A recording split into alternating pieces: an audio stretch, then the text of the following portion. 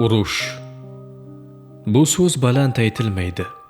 U pichirlab aytiladi. Ammo hamma narsani vayron qiladi. Bir lahzada odamlar ketadi, uylar kimsasiz qoladi. Yo'llar kutishdan charchaydi.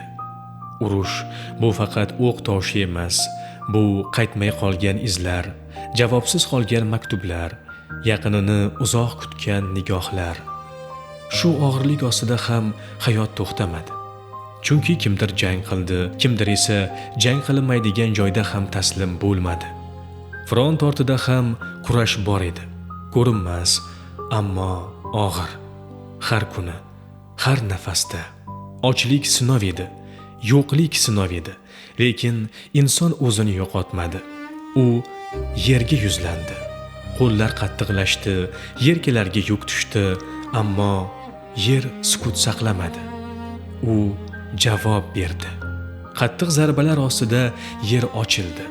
Hosil berdi, suvga yo'l topildi. Katta Farg'ona kanali. Bu faqat suv emas, bu minglab odamlarning bir maqsadga aylangan irodasi. Har bir belkurak qaror edi. Har bir tomchi ter davom etish degani edi. Ajdodlarimiz to'xtamadi. Cho'l ham qarab turmadi. Mirzacho'l. Kecha jim yotgan sahro inson qo'li bilan uyg'ondi. Quruq tuproq yashnadi, sukut o'rnini hayot egalladi. Bu oddiy o'zgarish emas edi. Bu yo'qotishlar ichidan hayotni qaytarib olish edi. Urush insonni sindirish uchun keladi, ammo ba'zan u aksini qiladi. Inson irodasini yanada mustahkam qiladi.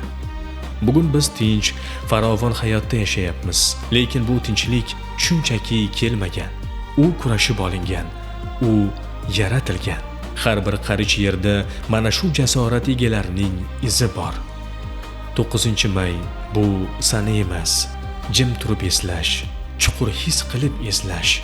Eng katta g'alaba inson eng og'ir paytda ham vatanni, bolalari uchun hayotini davom ettira olganidir.